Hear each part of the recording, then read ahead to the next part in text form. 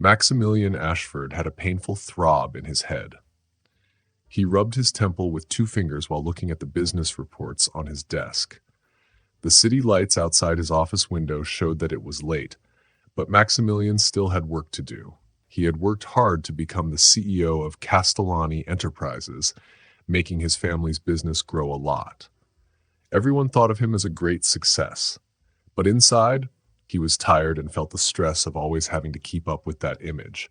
Suddenly, his intercom buzzed. It was Andrea, his assistant. "Mr. Castellani, there's someone here to see you." "Who is it?" Maximilian asked, looking at his watch. It was almost 10 p.m. "Your sister-in-law, Elena. She looks really upset and insists on seeing you." The mention of Elena made Maximilian feel worried. He hadn't seen her in a while, not since his brother Aaron had caused trouble at a family dinner. He said, "Send her in." The door opened and Elena walked in. She didn't look like her usual strong self. Her eyes were red and her hands rested on her pregnant belly. Maximilian quickly stood up and guided her to the couch. "What happened?" he asked. "Is it Aaron?" Elena's voice cracked as she said, "He's gone. He left this morning. He said he couldn't handle it anymore. The pressure, the expectations, he couldn't live in your shadow anymore." Maximilian was shocked. "He left you? And the children?" he asked, his mind racing. Elena nodded. "Yes, he's gone. And now I'm carrying triplets. I found out last week, but I didn't know how to tell anyone. I thought the news would make him happy." Maximilian felt a tightness in his chest. "Have you eaten? When was the last time you had a proper meal?" Elena shook her head, tears falling down her face. "I can't remember. I've been driving around all day trying to figure out what to do. My family is in California, and I can't face them like this." Maximilian made a decision.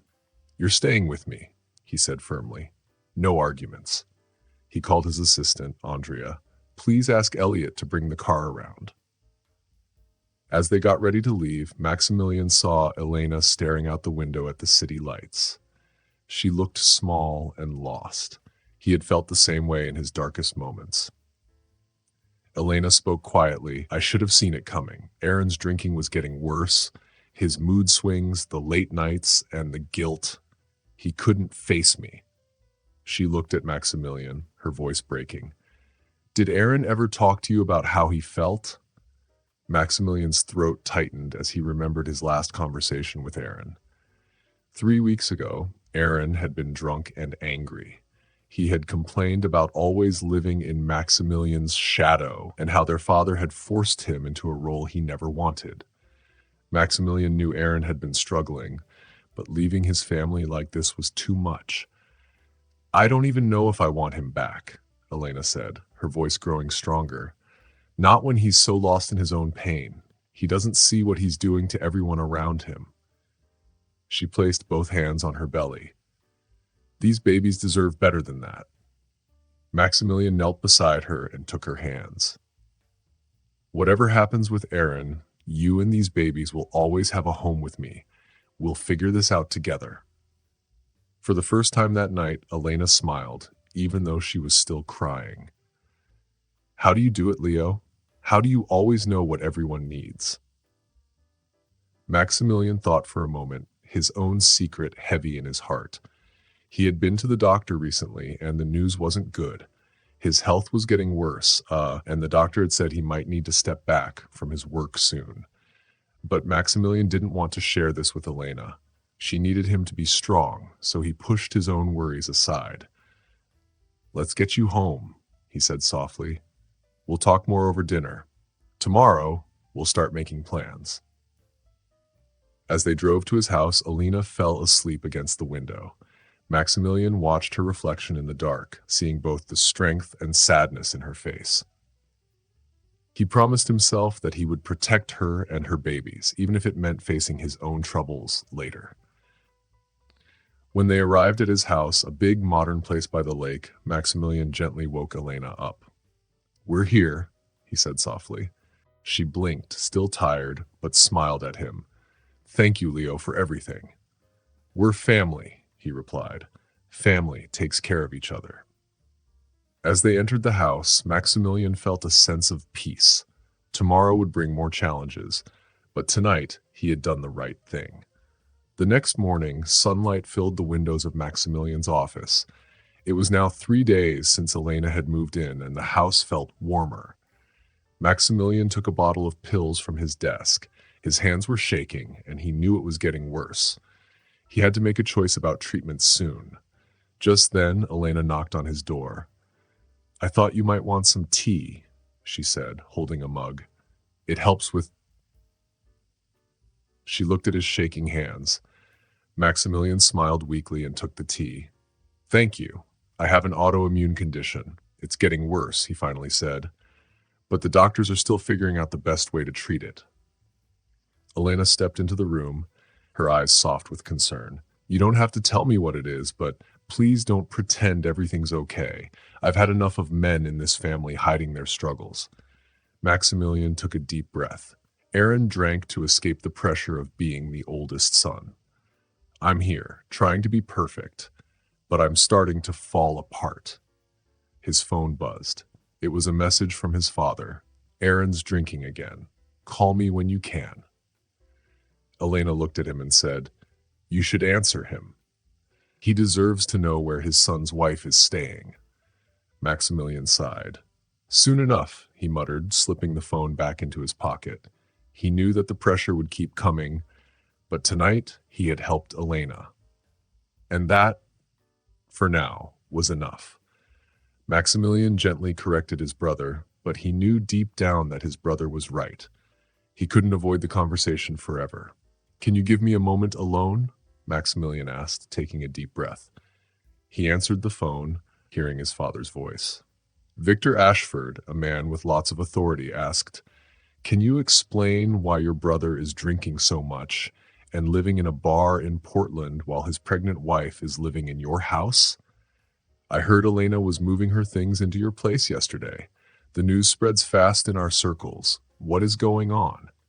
Maximilian gripped the phone tightly, feeling his chest tighten. "Dad, Aaron left her. He left a note and disappeared. She's carrying triplets, by the way. They're your grandchildren," he said. "So forgive me if I'm not worried about how this looks to the country club crowd."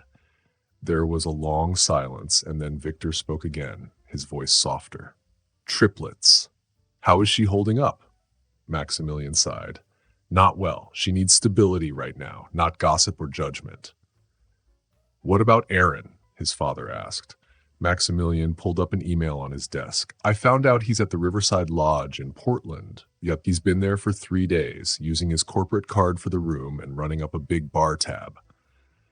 "I'll handle Aaron," Victor said firmly. "You focus on Elena and the babies." Maximilian was about to say something, but a loud crash from downstairs interrupted him. "Dad, I have to go," he said, rushing down the stairs. When he reached the kitchen, he found Elena standing near the broken pieces of a glass bowl. She was pale and holding onto the counter. "I'm sorry," she whispered. "I got dizzy for a moment." Maximilian quickly moved to her side and helped her away from the glass. "Sit down. When was the last time you ate?" he asked.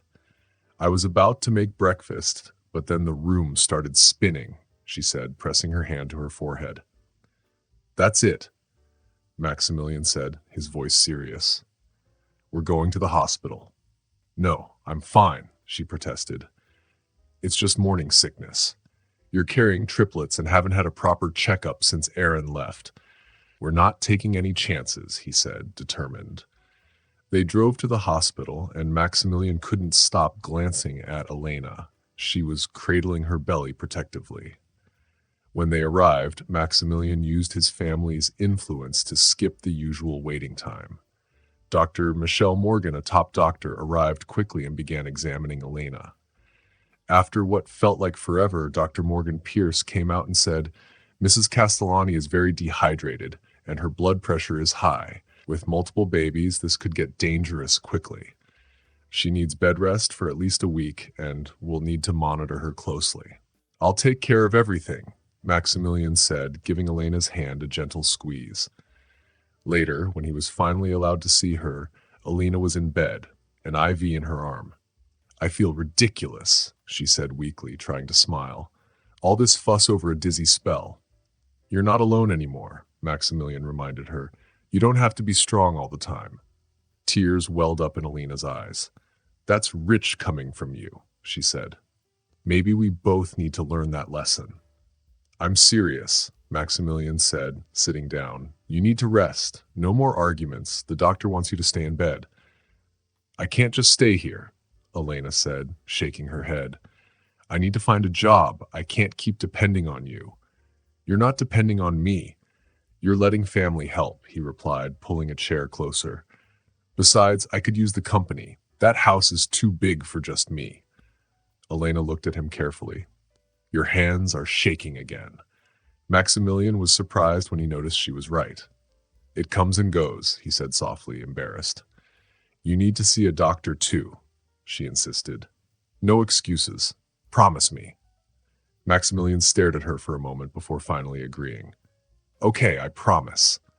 Just as he was about to leave, his phone buzzed. It was a message from his father. The board wants to move the meeting up. We need to talk.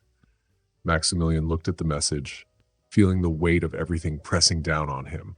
He'd built up this perfect image, but it was crumbling. But maybe, just maybe, something more real and valuable could come from all of this.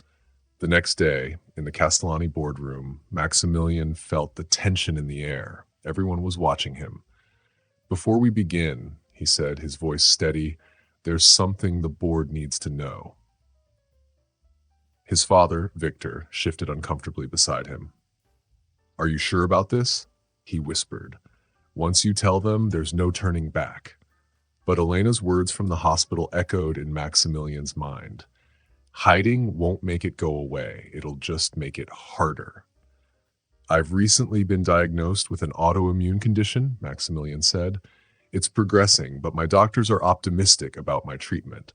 I just need to be honest with you about the challenges ahead. Everyone was quiet. Then, Patricia Montgomery, one of the board members, asked, what does this mean for your leadership role? I'm not stepping down, Maximilian replied, but I'm going to make some changes. I've already started transitioning some of my work to the executive team.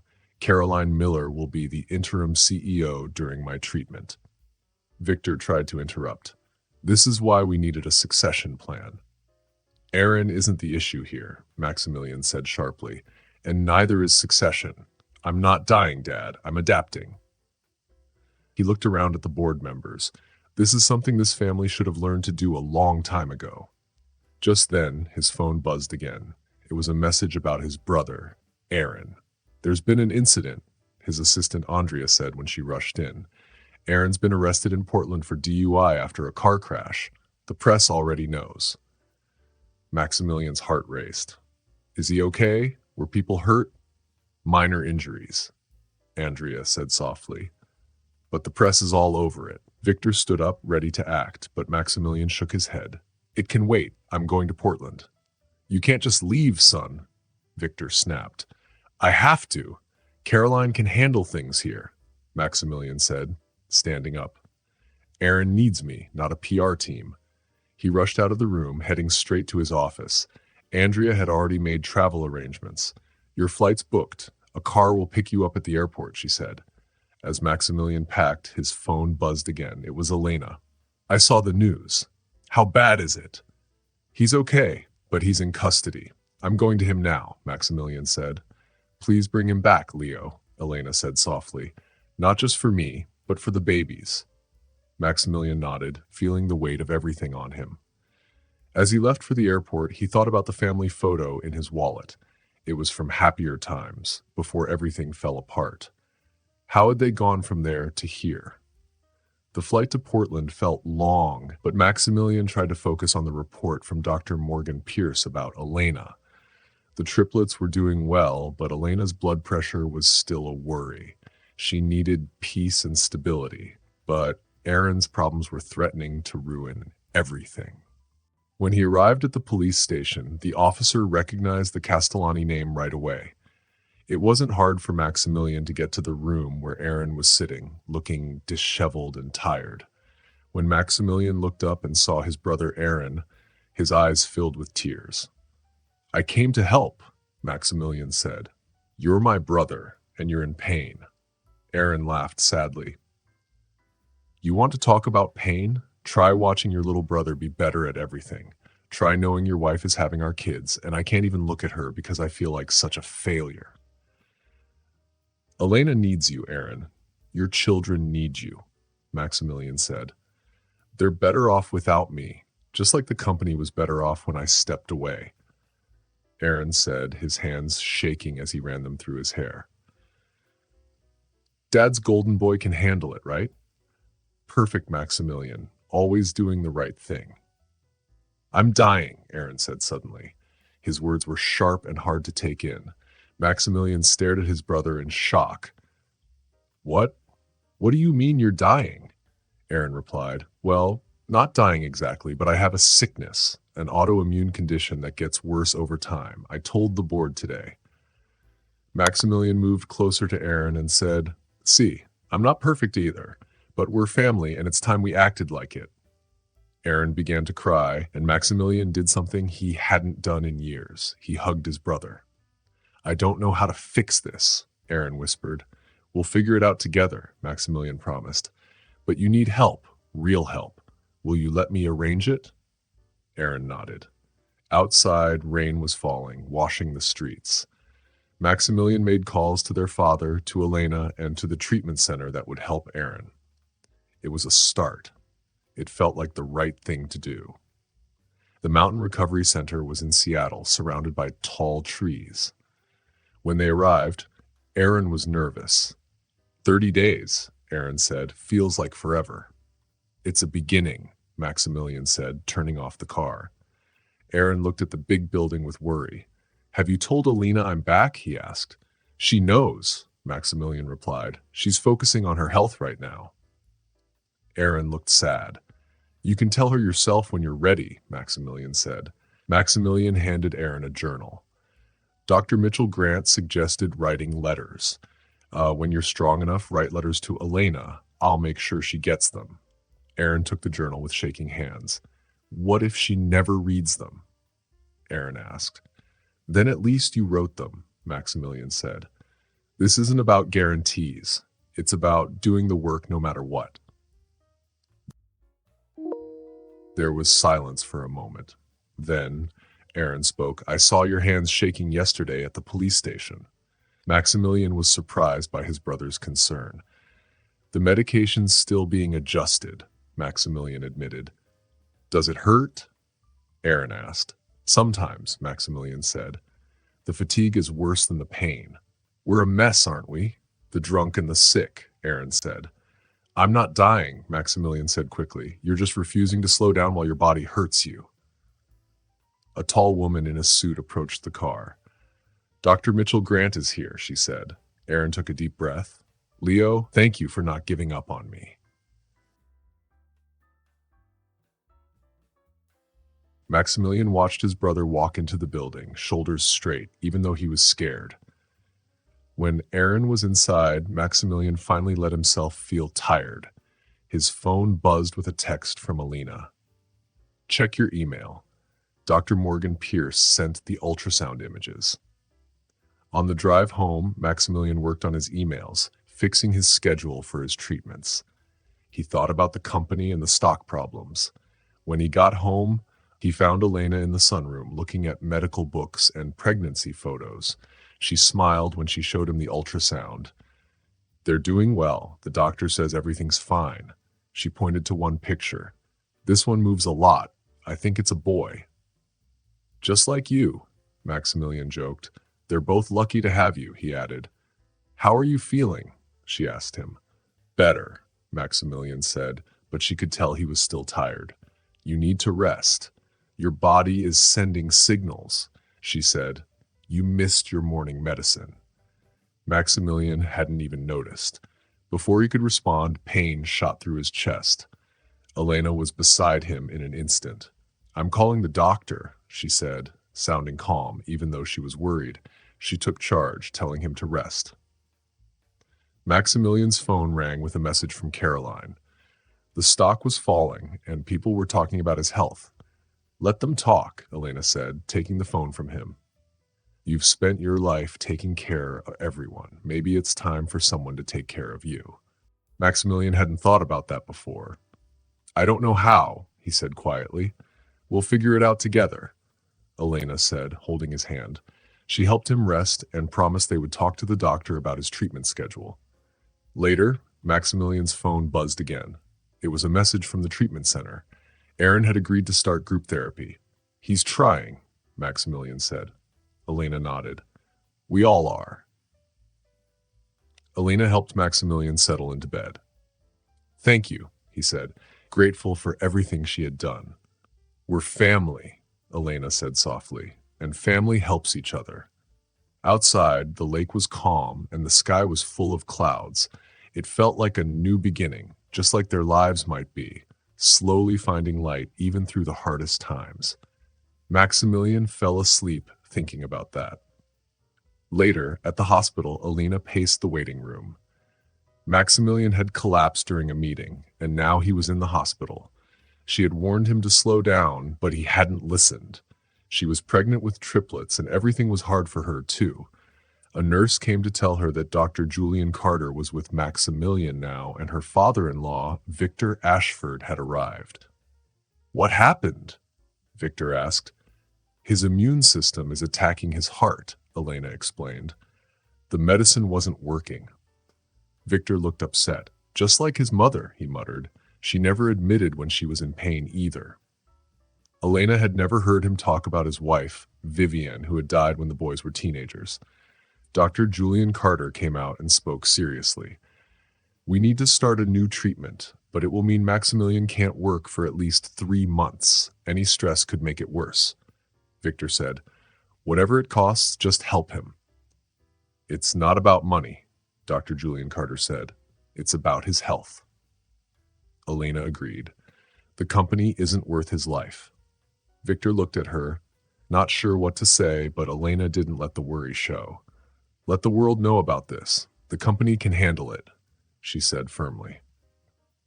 Aaron stood in the entrance of the emergency room, still wearing his treatment center ID badge. He was focused, his heart heavy with worry, but also proud of the progress he had made. He was sober for 2 weeks now, and it showed. His eyes were clearer, and he was standing tall. Dr. Mitchell Grant was with him, holding a clipboard, explaining that Aaron had special permission to be there because of a family emergency.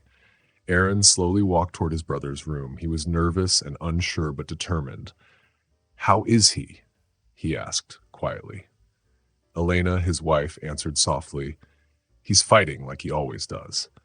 But Dr. Julian Carter added, He can't keep fighting. His body is too weak. It needs to rest. Elena thought about how their family always pushed through pain. Maximilian, their father, and Aaron with alcohol. They never stopped, even when they should have. Aaron asked to see his brother. Dr. Julian Carter hesitated, saying that Maximilian was heavily sedated, but Aaron insisted. I need him to know I'm here for real this time. The doctor agreed, allowing one person in at a time for a few minutes. Aaron gently walked into the small room where Maximilian lay, hooked up to monitors and IVs. He carefully took his brother's hand, mindful of the tubes.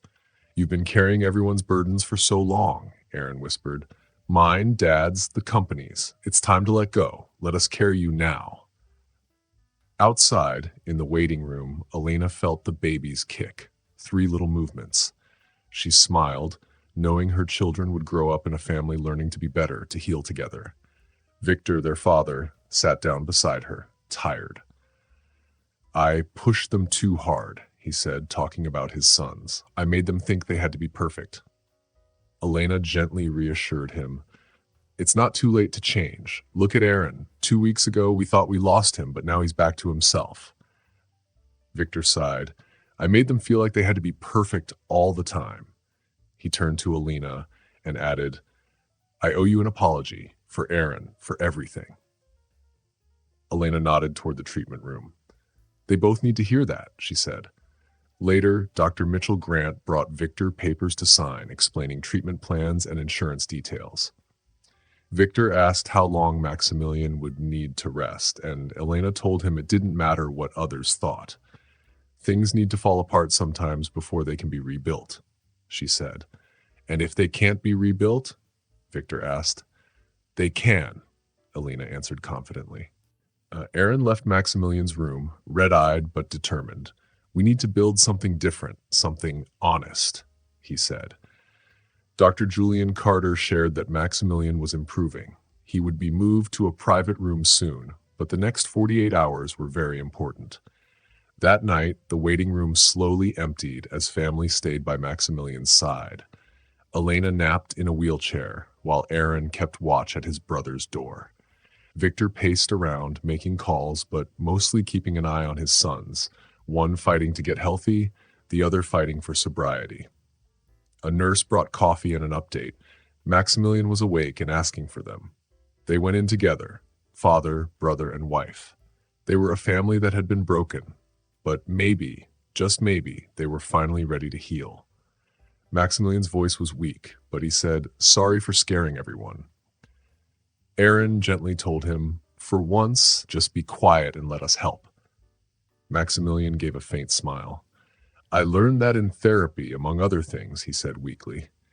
Victor stepped forward, placing a hand on both his son's shoulders. "I made so many mistakes," he began. Maximilian tried to interrupt, but Victor insisted. "I've spent years trying to build a legacy, but I was hurting the most important legacy of all, our family." His voice broke. "Your mother would be so disappointed in me, but I know she would be proud of what we're doing now." Aaron added softly, "Starting over, being honest." Maximilian's monitors beeped steadily, reminding everyone of how fragile their moment was. But in that room, with the harsh lights and sterile smells, something was changing. It wasn't perfect, but it was real. Elena felt another kick from the babies. All three were moving, as if they understood how important this moment was. They'll be born into a family that's choosing to heal, Elena thought. It might not be perfect, but it's real. A month later, Maximilian was resting at the lake house. The house had changed. The office had turned into a hospital room, with medical equipment and nurses coming and going. The silence of the house was replaced by the soft beeping of machines and the visitors who came to check on Maximilian. He watched as Aaron helped Elena into a chair, adjusting pillows for her since she was 7 months pregnant with triplets. "I'm still nauseous," Elena said, trying to make light of it, but Maximilian noticed how steady Aaron's hands were now. Aaron had also been writing in a notebook during his treatment, and Maximilian asked about it.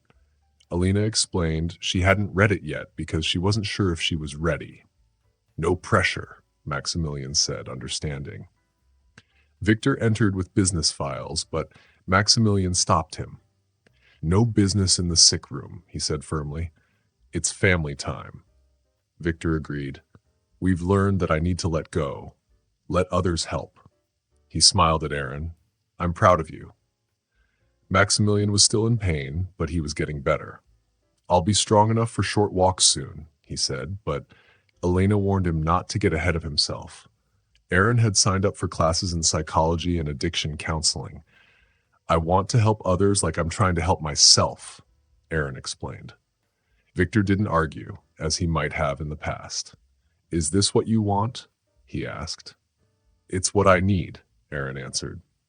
Later, Maximilian heard from his nurse, April, who helped him with his physical therapy.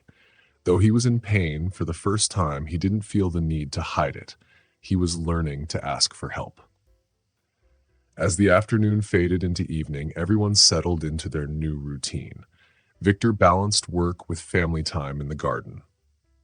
Aaron attended his evening AA meeting via video. Elena read about the babies and their development. The house, which had once felt too big for one person, now felt perfect for a family healing together. Aaron came in and said, "I found a house. It's small, but when you're ready, there's room for 4. Elena looked down at the notebook Aaron had been writing in. "I'd like to read the letters first," she said. "Then we can talk about next steps. One day at a time." That was their new motto. Maximilian watched his family, knowing they weren't perfect, but they were together. They were healing. Together. The next family therapy session came at Mountain View Recovery Center. Everyone was there. Aaron, Elena, Victor, and Maximilian, all sitting in a circle with pillows supporting them. Dr. Mitchell Grant, the therapist, asked Aaron to begin to share what he had learned about himself during his time in treatment. Aaron's fingers tapped on a leather journal in his lap. It wasn't his therapy journal, but a new one, filled with thoughts he hadn't shared yet. I learned that I spent my whole life trying to be successful like Dad wanted me to be, he began. I ran away from who I really was and what I really wanted. The drinking wasn't about Leo being successful or me failing. It was about being too scared to be myself. Victor shifted in his seat. I never meant to let him finish, he said, but Dr. Mitchell Grant spoke gently. This is Aaron's time to share. Aaron took a deep breath. When I left Alina, I told myself I was protecting her from my mistakes. But really, I was running from the one person who always saw the real me. She loved me even when I couldn't. His voice broke. I was so afraid of disappointing her that I caused the very pain I didn't want her to feel. Elena put a hand on her belly, now more often as her triplets grew. Her other hand held Aaron's first letter, worn out from being read many times. I started reading them, she said quietly. Your letters, the first one, she continued, where you talked about the day we met, how I was the first person to ask what you wanted, not what others expected of you. She wiped away a tear. I had forgotten about that. I never did, Aaron replied. You saw the real me, and instead of running away from that like everyone else, you ran toward it. Maximilian watched them, feeling tight in his chest. It wasn't because of his illness, but because he realized how many times he had seen his brother try to be the perfect son without understanding the cost. I have something to share too, Maximilian said, his voice stronger than it had been in weeks. About Mom. Victor quickly looked up. They rarely talked about Vivian Ashford, as if saying her name might bring the pain of losing her back. The day before she died, Maximilian said, she made me promise something. Not just to take care of the family, but to be honest about who I was. I broke that promise. I spent years hiding my struggles, pushing through pain, just like she did. He looked at his father. I became what you needed me to be, instead of who she wanted me to be. Victor stood up, walking to the window. His shoulders shook a little. Your mother, he said finally. She was the most real person I've ever known. She fought the cancer her way, refusing to let it define her. I thought that's what strength looked like. I tried to teach you boys the same thing. To fight, to never show weakness. He turned back to them, his eyes wet. I was wrong. She wasn't strong despite her vulnerability. She was strong because of it. Dr. Mitchell Grant nodded. And how does that change how you see your sons now? I see them becoming more like her, Victor admitted. Aaron finding the courage to choose his own path, Maximilian finally letting others help carry his burdens. Victor smiled sadly. She'd be proud of them and ashamed of how long it took me to understand what she tried to teach us. Elena pulled out another letter. The most recent one you wrote, she said to Aaron, about the future, about the kind of father you want to be. The kind they deserve, Aaron answered, looking at her belly. Not perfect, not unbreakable, just present. Real. Someone who can show them it's okay to make mistakes and need help, like Uncle Leo's been showing us. Maximilian laughed, even though there was emotion in his voice. Exactly, Aaron said, smiling, though preferably with fewer medical emergencies. The room lightened a little, and Dr. Mitchell Grant helped guide them through the next steps, setting boundaries, finding better ways to communicate, and supporting each other as they healed. Maximilian noticed something change in Elena's face as she looked at Aaron. Maybe not forgiveness yet, but the beginning of it. After the session, as they got ready to leave, Elena touched Aaron's arm. The house you mentioned, the one near here, is it still available? Aaron's breath caught. Yes. She raised a hand to stop the hope in his eyes. Just to see it. No promises, she said. I want to know where you imagine our children growing up. Victor helped Maximilian into his wheelchair. Need a ride home, son? Actually, Maximilian said, I thought I might stay for Aaron's afternoon group. If that's okay? He looked at Dr. Mitchell Grant, who nodded. Family participation can be helpful, Dr. Mitchell Grant said. Aaron nodded. I'd like that, he said softly. Elena went to her appointment and Victor left for a board meeting. The brothers found themselves alone in the therapy room. Through the window, they could see the same mountains they had seen growing up, but now they looked different, less like obstacles and more like witnesses to their change. Maximilian broke the silence. Those letters, they must have been hard to write. They were harder not to write, Aaron replied. Once I started being honest, it was like I couldn't stop. Each truth made the next one easier to face. He looked at his brother. Kind of like you finally admitting when you're in pain, instead of pretending everything's fine. Maximilian smiled. I guess we're both learning. Aaron's face turned serious. You know, when you collapsed and we didn't know what was happening, it made me realize something. All those years I spent being jealous of you, and you were carrying weights I never saw. Maximilian nodded. Maybe that's what Mom was trying to tell us. The real strength is in setting those weights down, letting others help carry them. Aaron nodded toward the window where Elena was getting into her car. Do you think she'll ever truly forgive me? I think she already loves who you're becoming, Maximilian said carefully. The rest will take time, but time is something we have now, thanks to both of us finally learning to accept help. Later, they visited the house that Aaron had been thinking about. It was a beautiful blue craftsman-style home with a wraparound porch and a garden. Elena stood at the end of a wheelchair-accessible ramp, holding her growing belly with one hand and Aaron's hand with the other. It's different from what I expected, Elena said, looking at the house. More me. More who I'm trying to become, Aaron said quietly, standing a little way from her, respecting her space. They walked through the house, seeing the living room Aaron had imagined for them. It was filled with light, and there was a perfect spot for a reading nook by the window, with a stone fireplace for winter evenings. 60 days sober today, Aaron said, not looking at her. Dr. Mitchell Grant says I'm ready for outpatient treatment, but I'll still go to meetings here. There's a group at the community center down the street. Maximilian watched them, seeing the changes in his brother. Clearer eyes, steady hands, growing confidence from facing the truth. Show me inside, Elena said softly. Aaron fumbled with the keys, his usual grace missing. The door opened to a bright, welcoming space. The floors were wood, but gentle on Maximilian's wheelchair. Everything was on one level, with no stairs to worry about. They stopped at the nursery. The nursery will be here, Aaron said. Big windows facing east for morning light, but not too harsh. I thought maybe clouds on the ceiling, stars, something peaceful for them. Elena stepped into the room, instinctively cradling her belly. The babies were kicking. You've really thought about this every day, she said.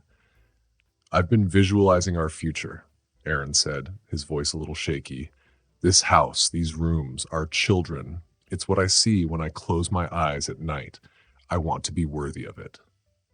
Maximilian looked out the window, giving them space. The view of the backyard was perfect for children. Level ground, mature trees, and a little stream running along the edge. The kitchen's been renovated, Aaron continued. But if you don't like anything, we can change it. I just wanted you to have a place to imagine too, even if you decide. Elena interrupted, her voice steady. I've been reading your letters every night, sometimes twice. She looked at him. The one about the day you left? You wrote that you almost stayed, that you almost told me how lost you felt. Aaron's shoulders tensed. That letter had been the hardest to write. I was a coward, he said immediately.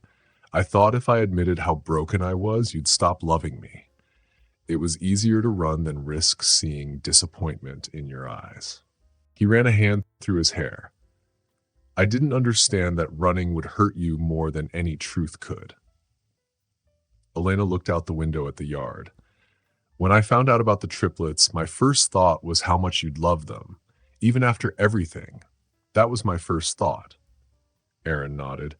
"You had every right to be angry at me. You still do." Elena turned back to him. "The thing is," she said, "watching you these past 2 months, doing the work, facing your demons, building this house for us. I'm starting to see glimpses of the man I fell in love with, the one who was brave enough to love me despite what others said, the one who used to talk about helping people instead of just making money." Tears filled her eyes. "That man would have been an amazing father. Is that who you're becoming again?" Aaron's voice trembled. "I'm trying. Every day. I'm trying." Elena's hand moved to her belly again as the babies kicked. "If we do this," she said firmly, "if we try to rebuild our family, there can't be any more running. These babies deserve parents who face their struggles together. Like Leo's been teaching us," Aaron said, smiling at his brother. Maximilian raised an eyebrow. "Pretty sure I'm learning right along with everyone else." Elena laughed, a small but real laugh, the first one they had heard from her in months. She looked around the room again, seeing it with new eyes. "The clouds are a good idea," she said finally, "but instead of stars, we should paint constellations, stories for them to learn as they grow." Aaron's breath caught. "One day at a time," he said softly. They all moved through the house, and Maximilian noticed how Aaron and Elena moved together now, their steps matching, their voices soft and full of hope. "Dad's going to insist on buying us a ridiculously expensive security system," Aaron said, making Elena smile again. "Let him," she said. "He's learning to show love in new ways. We all are." As they looked at the house, Maximilian realized that sometimes coming home wasn't just about finding a place to live. It was about finding your way back to who you were always meant to be, and having the courage to bring others along on that journey. A small smile appeared on Elena's face as she thought about how Victor Ashford, the powerful man, was now putting family first. "We've come a long way," Aaron said, his hand gently resting on her belly. "3 generations have changed, and these little ones won't know the old us, the ones who kept their pain hidden or thought love was about success, not about being there for each other." The sound of the machines beeped, marking the time as Dr. Morgan Pierce and her team got ready for surgery. Outside, nurses and doctors worked quickly and confidently, but inside everything felt like it was moving in slow motion.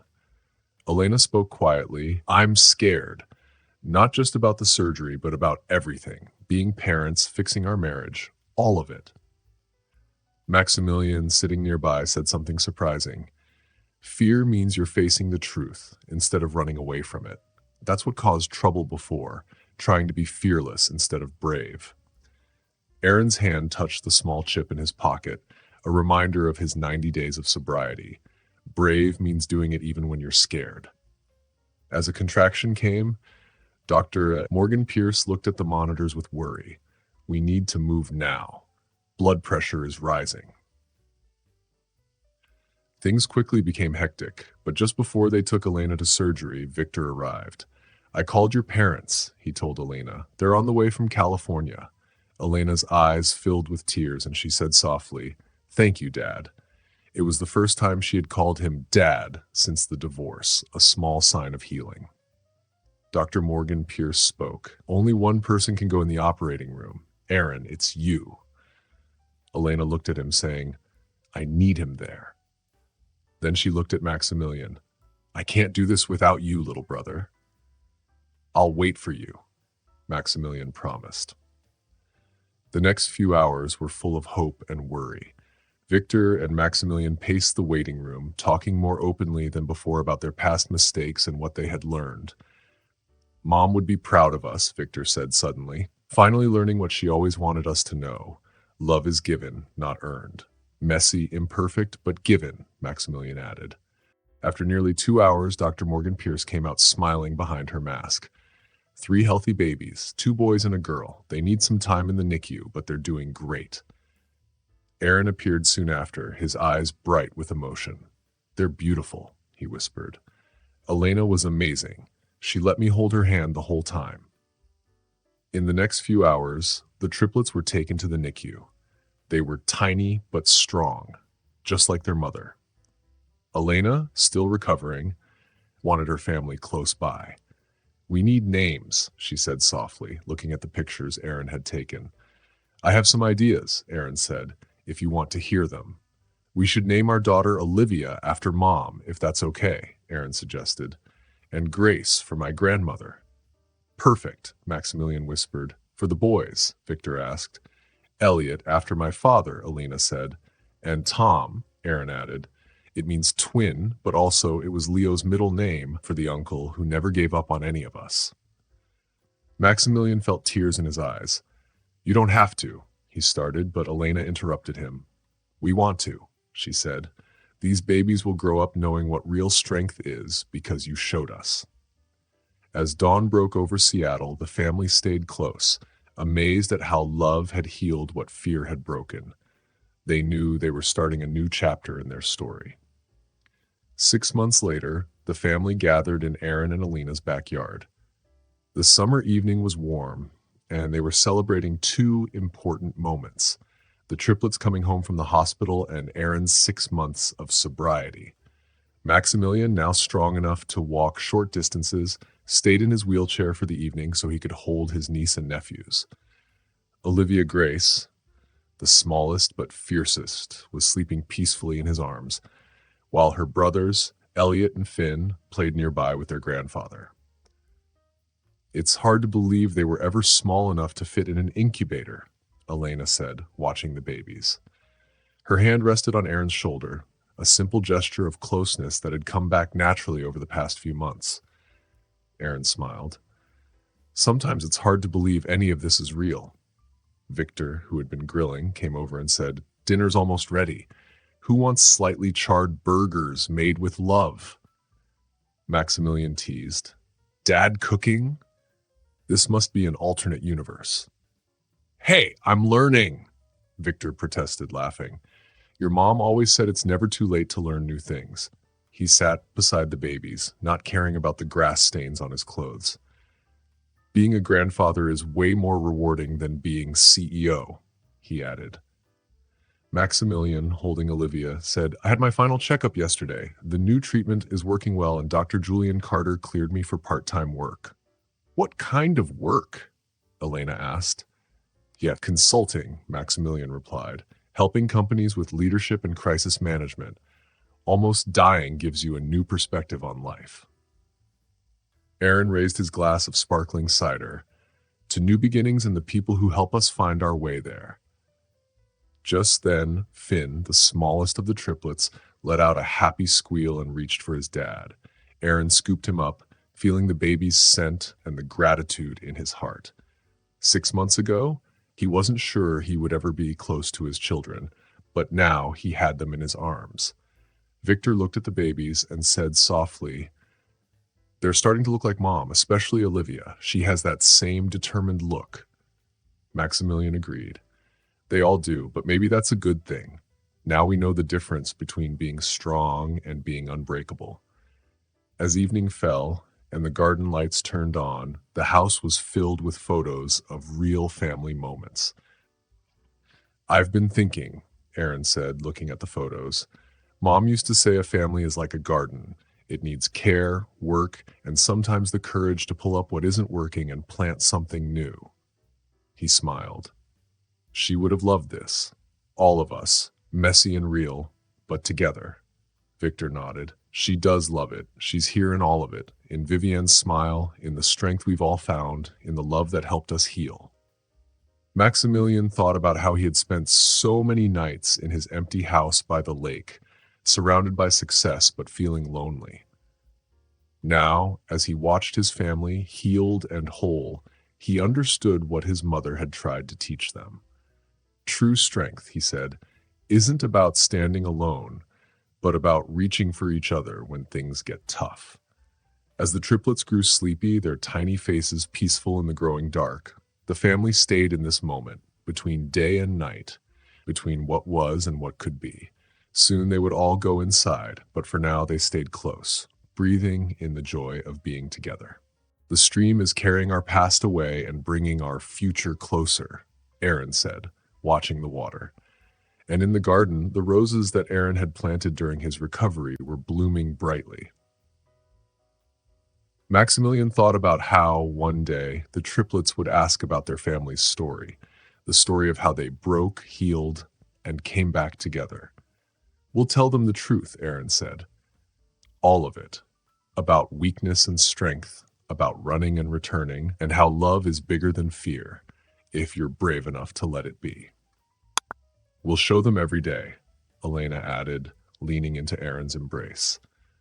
And as the stars filled the sky, the Castellani family knew they had found their way back home.